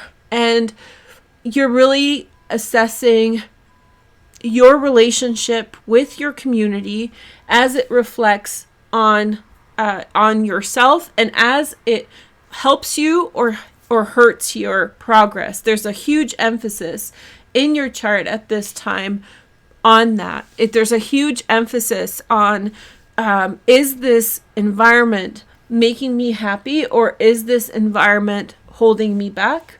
And I really feel like with this full moon, you may be feeling encouraged or called on to be able to step past it or address it or rise above it or confront it or take the next necessary steps. The sun is going through the upper part of your chart, so this is a good time overall to be kind of assertive. Also, Jupiter is about to enter your sign for the next several months, which is great. You've already had a taste of it in the spring. This is really good. This is like, skipping from one lily pad to the next, hop, skip, and a jump. It's really giving you an opportunity to, the energy is going to be with you to make changes if you're unhappy over the next several months. And with Saturn, honestly, I think you might be taking a critical look at your friendships and your attachment to others and asking yourself if it's actually helpful or if it's hurtful to you. So take some time and reflect, really consider your position with others, and that may in some way really give you momentum for change. And also, if you feel like you need to branch out and you need to be accepted in new spaces and new people, with Venus at the top of your chart with Mercury there and a Mercury retrograde in your 10th house, you will have the opportunity to work on those outside relationships over the next 2 months and position yourself in a favorable way. Okay, let's see the next message. We have the Hierophant, which is the teacher, which is Taurus. And then we have the 8 of Angels, 8 of Swords. And then we have the Moon, which is Pisces. Okay, so for some of you, the message comes through that there is a teacher or a person in authority, but particularly like more of a teacher type of energy that is disappointing to you. Somebody that hadn't given you the proper attention or had in some way disrespected you, especially academically or in terms of teaching to you. They just didn't give you what, and there's feelings of disappointment. So maybe through this time you're coming to awareness about how they actually failed you. A teacher, I remember like the easy teachers, I look back on them with like no respect because I know that they wasted my time. When I was 10, I loved it because it was like, oh yeah, we don't have to study, or this is easy. But in retrospect, it's like they wasted, a year of my time or a year of my energy. So there's this kind of, self-awareness about disrespect. So you may be coming to realize that someone didn't give you that full education. Someone didn't give you that full awareness. And with the sun being at the top of your chart and Venus there, you may in some way be coming to terms with that. And it's all reflective on who you are at this time. This is Chiron. I don't know why it disappeared, like the color disappeared and it's translucent, but yeah, there's Chiron there in the first house. So you're really observing how someone was not good to you or someone wasn't careful. And King of Angels, Gemini, Aquarius, or Libra, and Ace of Pentacles. I think that this is a great fresh start, maybe learning something new. Someone's putting something in your way. King of Trees, Virgo, Taurus, Capricorn. It could be concerning a Taurus. Someone let you down, and then there's other people that are giving you other opportunities in new directions. And I think that like pivoting a little bit, changing what you do a little bit is favorable now. Okay. But yeah, somebody's putting good energy towards you, a fresh start, a new beginning, with the realization that someone wasn't all they were cracked up to be. Then we have Venus. Mars in Leo in the second house. And then we have Uranus. This could be a new business venture, a new direction with work, something new financially for you. And it's in the second house where Uranus and North Node is. That's not Leo in your chart, but Leo is your fifth house. I think that you're about to begin something that you actually really enjoy doing. And I think it's time to sever the knot to something that you don't. And there's something much more positive for you to draw on. Something that's much more fulfilling and much more positive. Okay? So it just forgive yourself for having wasted your time, but I think it's time to come to terms with what you really want to do and do that. Okay, Sagittarius, let's see your energy. Hi, Sag. Let's take a look at your chart. Okay, so Sagittarius, Sun in Sagittarius, Sagittarius season. If you have Sun in Sag, happy birthday. Venus has been in Sag for a while. Mercury has just entered your second house. Retrograde period here in January. The full moon's in the seventh house, so this is a cathartic moment with regard to relationships. You're one of those signs, if not the sign, in which this full moon may be concerning your mother. And so the seventh house could be relationships like career or intimate relationships, but it could also be your mother. And it could be like harsh conversations about or with your mother, or emancipatory conversations like saving her or your face. This could be also, if you are a mother, conversations that in some way position you stronger, or in some way come to terms with injustice that you have been experiencing around motherhood, around topics of motherhood and things like that. There may have been a lot of very petty energies like heckling you or haunting you until very recently. There may have been like, this kind of like judgy or some kind of just like taunting energy with regard to something coming to an end.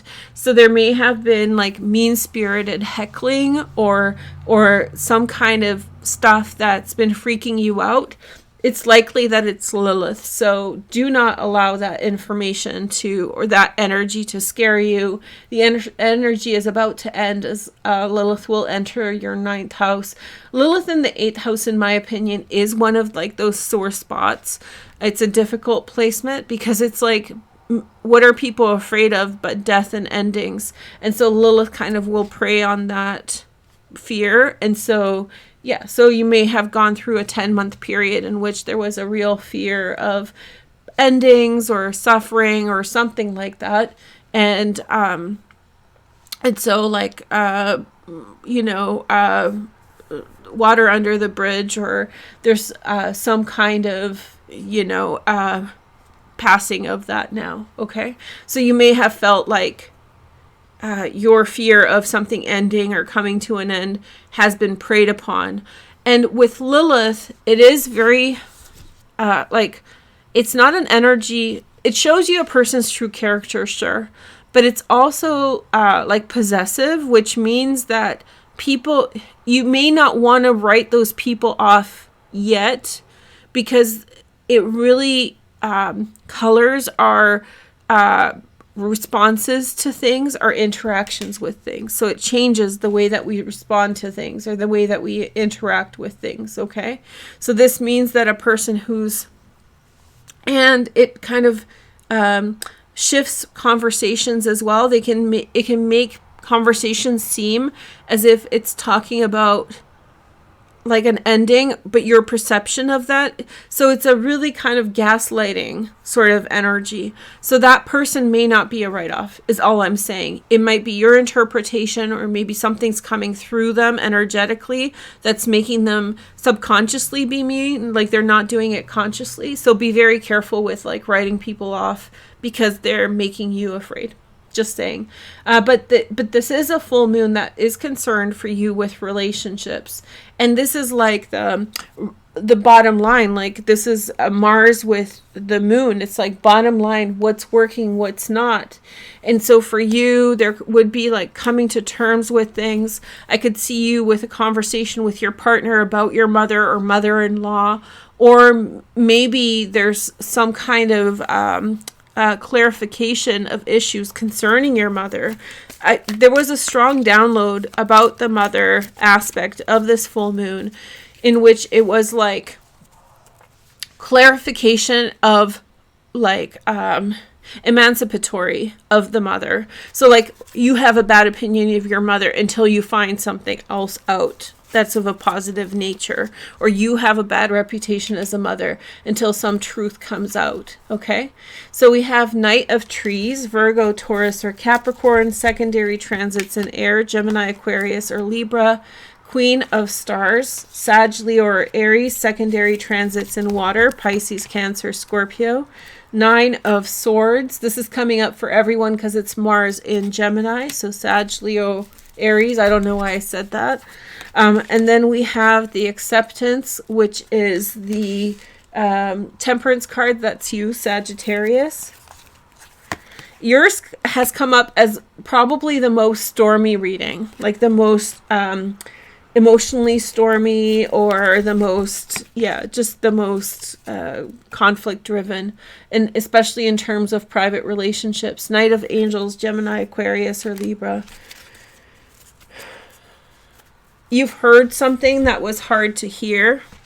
You've heard something that was hard to hear, or a hard truth was presented to you. It took some time for you to accept it or understand. But I think with this full moon, you're accepting whatever information has come to you, and you're pushing ahead through it. Or someone in the relationship is pushing through it. Someone in the relationship is pushing through it. Someone was deeply committed in a relationship, and someone wanted to push ahead, and that caused dissatisfaction.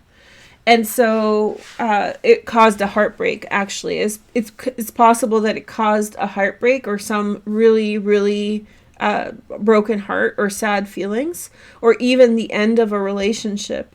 But I think that there's like a coming to terms that maybe two people want two different things, or something like that.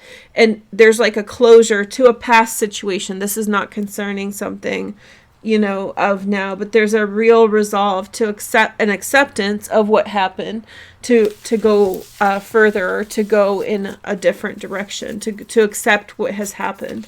I don't know if I've been rolling the dice. I think I forgot. Okay, so we have Saturn in Cancer. That's a while from now. Well, it's the like 7 years in the 7th house of partnership. So it's, this is someone had conversations about fidelity and trust and loyalty. And I think that one person was deeply committed in a relationship, and frankly, the other person had other agenda somewhere else. It's very likely that caused a lot of pain and disappointment, and led to like some stormy feelings. And with Knight of Angels, it's like accepting the fact that that's not going to work out, and the resolve to move forward. Okay? And it doesn't have to be a love relationship. It could be some other relationship that you need to accept. Okay, so Aquarius is next. Hi, Aquarius, Sun, Moon, and Rising. Let's take a look at your chart. I'm glad I did this the second time. I hope you guys are having fun. I've missed you guys a lot, so it's been good. Specifically Aquarians, no, everyone. But yeah, so hi Aquarius, Sun, Moon, and Rising. You're almost out of the Saturn hellscape in your first house. I'm just joking. Saturn is pretty tough when it enters your sign, like the initial few months, but then afterwards it's quite constructive, and it's much better actually if you're an Aquarius than you're any other sign, because that's like your natural predisposition to like understand critical thought, critical thinking. You don't internalize objective observations and feel bad about them. So whatever, it might just be a little bit like too much information or too much saturation of information in a direction that you were not prepared for. But beyond that, I think you've probably grown a lot in the last year, or you've probably been able to advance personally a lot with Saturn in the first house. But Saturn is overlooking this full moon, so it's relevant, and it's about to enter Pisces next year in March, which is like a relief in a way, because the criticism can be too much.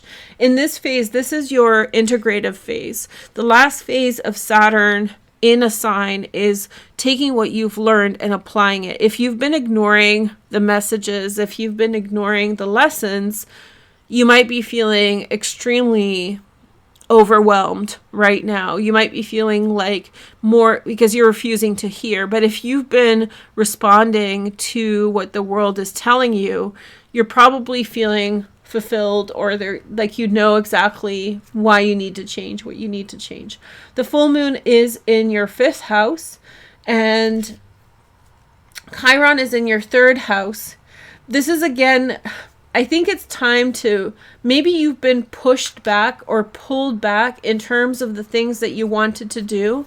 And with this full moon, you can now begin to initiate some things that you want to start. So with Saturn going through your 1st house, some of your aspirations may have been knocked back a little bit, but with this full moon, you may get the opportunity to go after what you want again. Like now you can start again and start a new path, or start once again to work towards the things that you wish to achieve. You've heard the criticisms, you've heard what's unfair. There's been like a mirroring effect in terms of like what's difficult, or like lessons that you need to learn. But that doesn't mean that you need to capitulate and give up on everything. And with this full moon, you get this beginning, this ability to start and once again initiate movement forward towards the things you want. And then in the 11th house, you have the Sun and still Venus for a couple days. This is really friendly energy. You rule the 11th house. In your chart, it's Sagittarius, but that's very favorable for you. And so friendly help to get you what you need. Turn to your friends for help and support. Jupiter has been in your 2nd house also for the last several months since it re-entered in the fall, and now will enter into Aries on December 20th. Look for last chance at financial opportunity. I hope you've hit on some financial boons this year. I hope you've seen some financial like treasure chests in your life show up. You may have found them. You didn't have to necessarily act upon it. Maybe this is the time to look back, reflect, figure out what was really like a financial head start for you, and where did life financially take you, and maybe go back and consider what you can develop further. Okay, let's see your tarot cards for this full moon. So we have, and this is very different from what I read last night, but that's okay. There's a lot going on. We have the 8 of Stars, which is Mercury. A lot of people are getting this as like kind words, kind messages. So we have the Divine Order, the High Priestess. It's not the High Priestess, it's the Justice card, the balance. And then we have the Overcoming, the Chariot. See, you've been through something, Aquarius. You've been through something, and now it's for better or worse, for your part or somebody else's influence. Everything is balancing out, and now you can move forward towards the path that you want. Here, let me show you this up close a bit more. Because with the Mars and the Moon, I just feel like that little light at the end of the tunnel is where you need to go. Go follow your dreams again. And then we have the Six of Stars. You're very lucky. Look at this. I don't want to jinx it. Ace of Wands. It's very aspirational. You're getting lots of fire cards. And then we have the turnaround, which is the Hanged Man, which is Neptune in the second house. Saturn is entering your second house. So what it's going to look like moving forward for 2023 is that right now you have a vision of the things that you want to start in your life. But when Saturn enters your second house, there will be financial limitations that you're going to have to contend with. But that's not a setback. That is a step towards your future. And the next 2.5 years will be foundational. So it just means that you're not going to boom financially. And that may slow you down in your progress in that direction. But that's going to serve a purpose in order to give more time to whatever it is you need to grow that and extend it and expand it. So it's good. And in 2.5, like you have a 2.5 preparatory period. You have a 2.5 year nursery period where you're taking care of and nurturing something. Okay. So we have Neptune and Sagittarius. That happened in the 70s and in the early 80s. So this may be a special message for people with that. You don't have to have that placement for this to be for you. And it's in the second house. So yeah, what this to me, and because Neptune is in your second house, what this to me suggests is that maybe take a look at your plans, your goals, your aspirations, everything to do with money, like things you want to build and things that you want to act upon, and see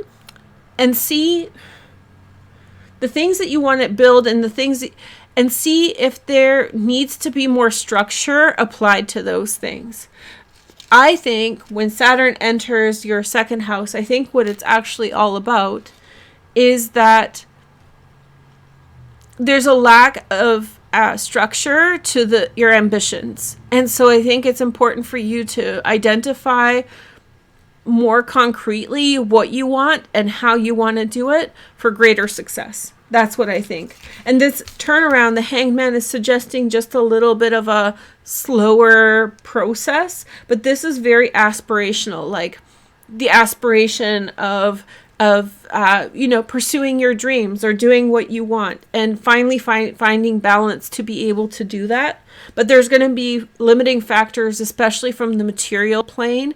And the way that you contend with that, the way that you resolve it, is to bring more concrete structure to your ambitions. So if you say, I want to be an artist, well, instead of saying, I want to be an artist, pick a medium in which you want to work in for this time and start there rather than doing everything all at once. Something like that. So be more concrete, be more specific. You can tweak it later, but just pick one thing. So, like learn one, like if you want to learn computer programming, learn one language and then start the next ones instead of wanting to do everything all at once. Okay. So just be more focus right now. Focus in. Leo. Hey, Leo. How's it going? Welcome to your reading. Let's take a look. This has been so fun doing these over the last couple of days. I definitely have missed it. And yeah, so I hope you are enjoying this. Leo, sun, moon, and rising. So the full moon is in your 11th house. This could actually signify that there was a conflict between you and a friend.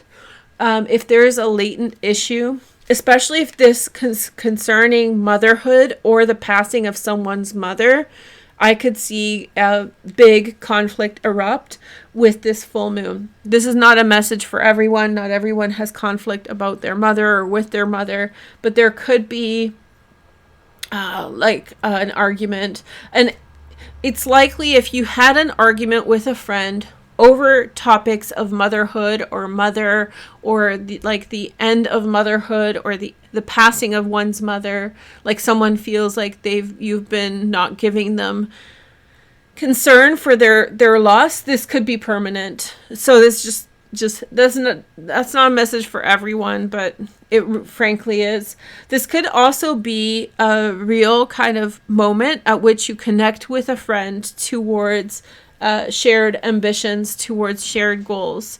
So maybe you and your friend feel there's a limit in terms of the things that you want to achieve, or maybe you feel like a weakness in the world, like you wish you had more this or that or the other. And maybe you find out that a friend of yours is feeling the same way, and you can find some kind of common ground to work together towards something. The North Node with Uranus is very exciting for you. This is once in a lifetime kind of moment, astrologically speaking. And this is really ingenious ideas towards community and work that can really direct you in a positive way towards career objects, career directions, those kinds of things. So think outside the box, Leo. Work with your friends, with the caveat, be very careful around the topic of mothers with friendship. And I think that the friendships that you have that are working great will work really great right now. The people that with whom you really find common ground, or the people that you feel like a good connection with, you're gonna feel extremely bonded to with at their time. So if you feel like you want to hang out with your friend through this full moon, I can really encourage you to do that. Spend some time, reach out to your friend. Really take the time to make that bond and make that connection. You might find a common interest or a common need that you can work together, like a buddy up together with someone. Page of Pentacles, Virgo, Taurus, Capricorn. 7 of Swords, Moon in Aquarius. And then we have, which is Saturn in the 7th house, futility, right? 4 of Pentacles. And then we have the 9 of Pentacles. What is this? Page of Trees, 4 of Trees. You're resolving an issue. And this could be concerning with one person not actually... See, joined vision. This is the perfect card for what I was trying to describe. This could be coming... There could be a context here. The context could be that you were vulnerable in a situation, and the people you were interacting with or the people that you were around did not give you what you needed in that circumstance. And you may be feeling tired by that. You may be feeling tired by the fact that they were not giving to you as much as like you gave to them. It was not a two-way street. And so, but it's affecting like your life quality, which means that we all sort of need people in our lives. We all sort of need friends. And you were in some way vulnerable. You weren't self-serving in trying to have this relationship, but that's kind of the nature of some relationships, that we have certain friends, to like gas is very expensive. So, carpooling. So to save on gas or something like that. I can see a car go by, so that's what made me think about it. But something was not like you were spending more on gas, somebody wasn't paying you money. And so that actually made somebody became a liability for you because of their lack of fairness in that relationship or in that situation. And so at this time, it made you hold back, but this is really helpful because I think that this is like finding in someone else someone with whom you can share and kind of gathering your resources so that you're not no man's fool, so you're not exploited by anyone, and finding in someone else a more reciprocal interaction, a more willingness. And this could be like over dinner, inviting someone over for dinner, or eating with someone, or going over to their place for dinner, and having that like, we need the same thing kind of conversation. And it doesn't have to be corny or explicit like that, but it can be very like, that's the underpinning kind of identifying thing. So in 9 years, the North Node will be in Scorpio, which is very connected to our current energy now, and it's in the first house, so right here. Yours is Leo, of course, but there's going to be eclipses. Remember I said 2032? That's in the intro, I mentioned the eclipses that are important. That one in 2032, it's like November, it's a solar eclipse, so it's like November 5th, 2032.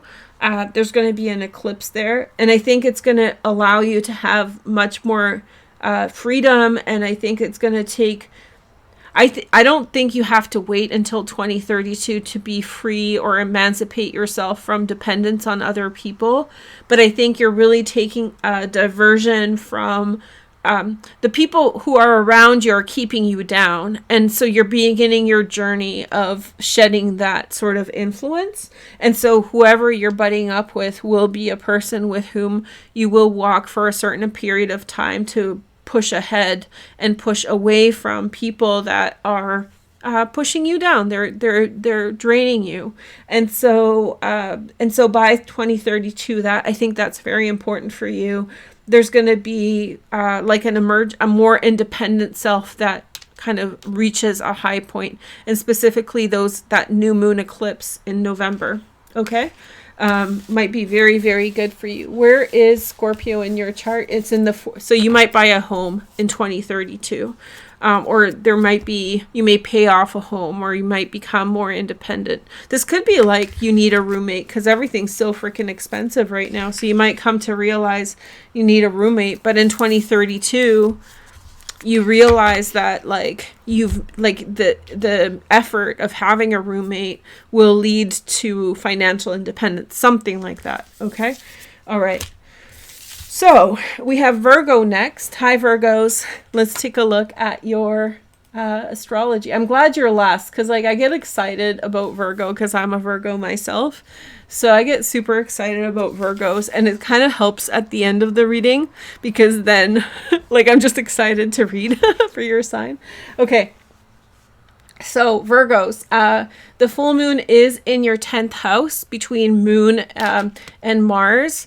And so that has a lot to do with like, being in the public eye or connecting with people in the outside world. And I think with Saturn there's a real kind of taking control over your career or your public life. I'll share with you guys one of the things that has been happening for me to give you perspective. And so me being away isn't necessarily dramatic or terrible. One of the things, and there's a lot of different layers to it. And one of the layers is that I've been working on something, and I've been trying to put something together.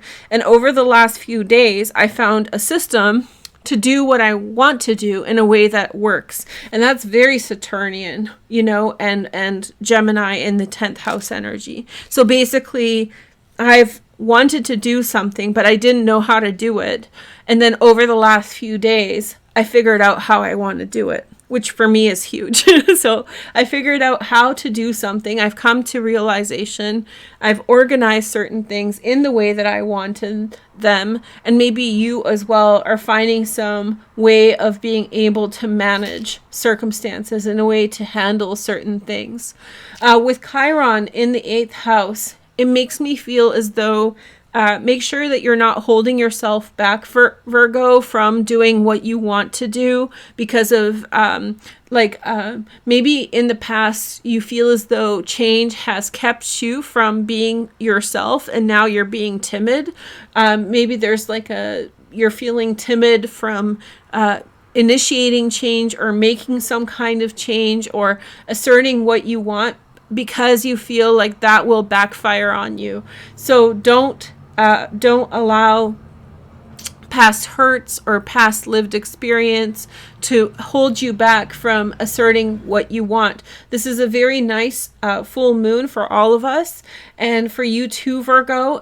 This north node with Uranus, this is like the last part of this conjunction, the high point of which was July 31st through August 1st. That was a conjunction with Mars, North Node, and Uranus.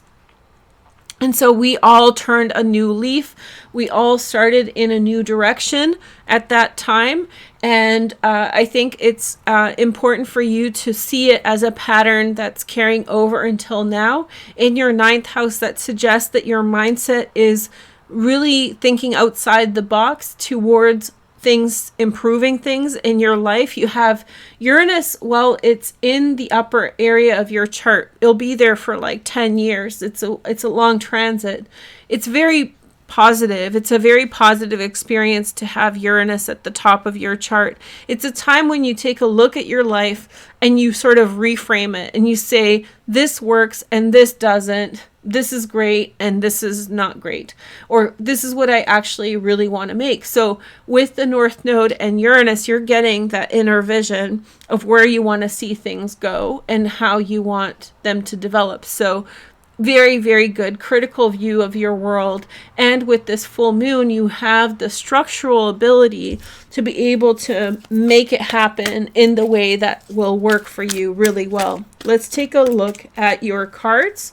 So we have Page of Hearts, Pisces, Cancer, Scorpio, secondary transits in Earth. That was like Jupiter in Pisces.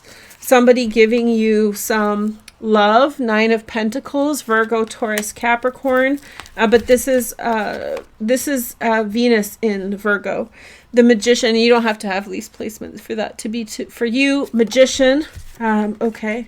Initiate something. Somebody gives you a little bit of a push. Somebody gives you some encouragement. 10 of Wands. This is like the obstacles. This is the Chiron. The obstacles weighing on you. The feeling that it's going to be too much to make it happen. And then we have 5 of Wands. Some stress. Again, Chiron. See that there's this kind of overarching little cloud making you doubt yourself. But you have 4 of Wands, which is in the home. I also think of the Magician as Gemini and Virgo because it's Mercury, right? So it's really closely associated with the signs. There's something that you really want, but very quickly you feel held back from doing. And I think that spend some time at home alone with the idea or the concept, and you might really find the outcome that you want. Let's see the next message. We have Saturn in Leo. Saturn won't be in Leo for a while. Actually, Saturn was in Leo, well, it's a few years now, but, and then in the 6th house. Okay, that's interesting because it's like opposite to where your Saturn in Aquarius, Leo is opposite of Aquarius, and so it's kind of like the opposite of what is in your chart, Virgo. But Saturn in Leo... Hold on. Yeah, Saturn in Leo in the 6th house. You need, you're very good at the methodological approach, the careful approach, the temperate, one step ahead of the other. But I think this is saying, like, try more impassioned action. Don't hold yourself back. I think Chiron's really kicking you in the butt. I think Chiron is making you doubt yourself and holding yourself back. So you're very good at being technical. You're very good at, or order, bringing order to things. But I think where you're really struggling is the wands or the fire signs. And so you're like that feeling of just going for it or just doing it is not necessarily, it's a struggle for you. And I think that you need to bring more passion into what those things that you're initiating. You'll find success. And I think you'll find success in the home doing that, because that home is a safe space where you can practice that feeling passionate about something and doing it before you have to share with others or show anyone. Okay. So do it at home and you'll be successful. And it doesn't have, I understand the rigorous order. I get it. But I think I'm a Virgo too. But it's a way to deflect from feeling, because you're afraid of the passion, that if you show passion towards something, it won't have enough order and then it's going to fall apart. It's not going to work in your favor. And so in a safe space like your home or a private space, try to practice with whatever you're doing with passion. And then last but not least is Scorpio. Welcome, Scorpio. Let's take a look at your sign. Okay. So Scorpio, hi Scorpio. Let's see what's going on for you. So in the intro, I mentioned the eclipses in your sign. This will be particularly important for you. So in the beginning, I do this astrology walkthrough, and maybe that will help you with kind of life planning. This full moon is happening in your 8th house. Drastic change, unexpected change, a very short conversation, an abrupt conversation that brings out truth about where people stand. Scorpio has this energy of being able to remember nuance. So other people go through, they see something happen, but then they forget about it. Scorpios have a good retention of observations, especially towards things that are either positive or negative. So a Scorpio can say, oh, I remember, it's a safety thing, right? Like, I remember you lying about this, so I'm not going to be trusting towards you moving forward because I know that you use lying as a technique. It's kind of like self-protectiveness. And so that may have accumulated in circumstances, and that may have led to a clearing of the air. And this could have been for the purpose of clarification or improvement, but it could have actually led to this is where we stand. This is where the circumstances leave us. So it could be something that's like a harsh realization. It could be an improvement, but it's whatever it is, it's much needed, and it's an accumulation to this place and time. Like circumstances have led up to the place where now this is necessary. And so for you, there's also your overall, since July, in a clear, determinative state to realize who you want in your life and what kind of partnerships are helpful or not helpful to you. There's a real focused, kind of a tunnel vision that you're seeing towards who matters and who doesn't matter, and what constitutes who matters is those people who bring positivity in your life in some way. Those are people who are fair to you, who are kind to you, whatever your value set is. You're very zeroed in on what works for you and what doesn't. And I would really suggest that as Uranus moves away from the North Node, they're separating now, you take some time down to record or to write down for yourself who it is that you're thinking about in that way, because I think that you're getting powerful insight into what you need to look for. Now, this can be specific people you know, or people in the past that you knew, or it could be the type of personality. You may not know that person yet, but you know you need this type of person. At this time, you know you need this type of person.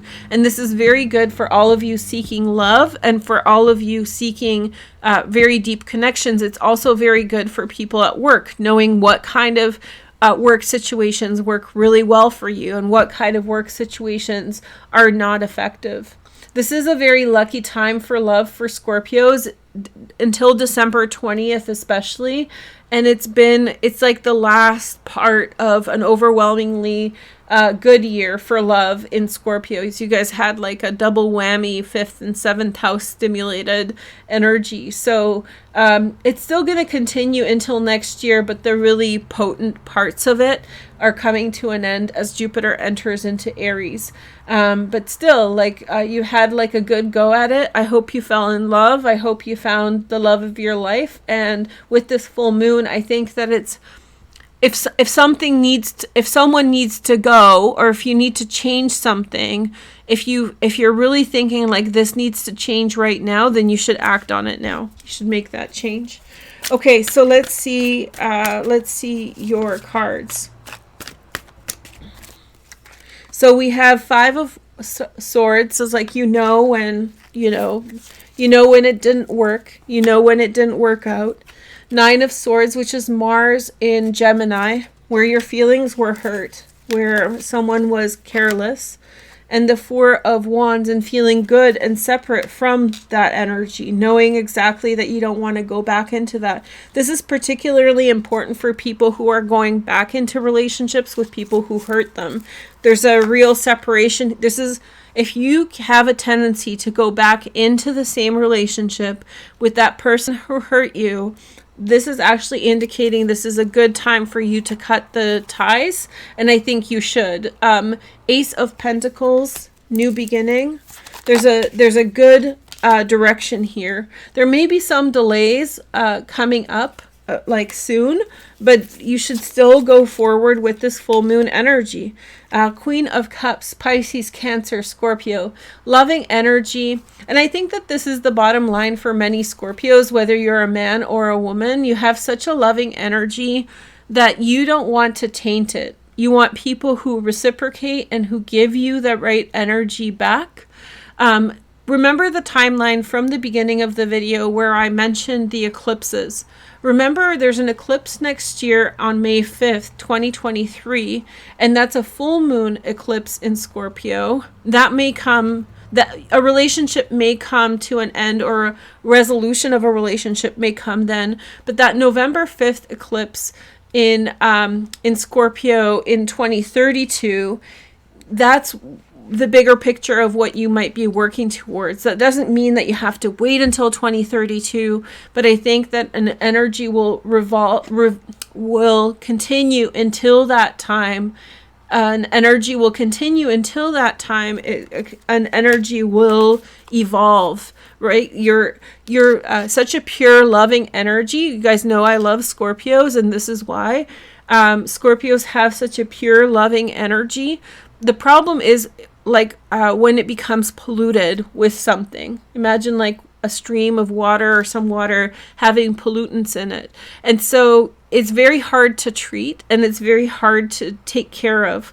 And so once you achieve that clear emotional state, you can go back to being in that energy. And then you have to sort of protect that also. And so you're reaching that state, and I think that right now part of the solution is addressing or eradicating any pollutants in your life in the form of hostile relationships. And hostile doesn't have to mean like harmful or hostile, like violent. Hostile can be someone who's making you unlike this state. Okay, so who's not making you so free and clear. So we have the sun in Cancer in the 4th house. So home, family. This could refer to a Cancer. We have Saturn. This could be the end of a relationship for some Scorpios coming to realize with Saturn, or the ratification or the confirmation of a relationship and making it solid. But I think this is a deciding point for Scorpios, and ones in which change happens as the moon has passed now, Mars, but the change is upon you for the next several days, and that will permeate out until 2032. You guys, it was so fun to do this reading. I feel like I'm back finally, and I'm so happy to be back. And you guys are awesome, and I forever thank you for your support and friendship. And I hope to hear back from you, and we'll talk soon. And thank you for watching. I'll see you soon. Take care. Bye.